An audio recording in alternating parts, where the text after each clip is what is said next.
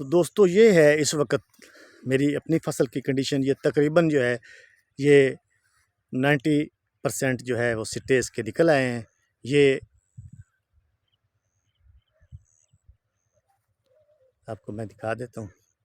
ये अकबर बीज है और ये 1 नवंबर की काश्त है।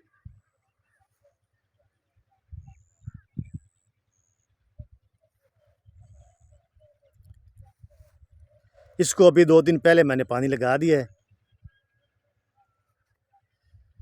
और इसके साथ ये वाला प्लाट जो है ये दिलकश का है। ये 2 नवंबर की काश्त है, लेकिन जो दोस्त जो है वो दिलकश काश्त करते हैं तो उन्हें पता है कि ये जो इसका निसारा जो है ये थोड़ा दूसरी फसल की निस्बत जो है ये लेट होता है। ये 3 से 4 दिन तक, बल्कि अगले हफ्ते में ये उसके बराबर हो जाएगी।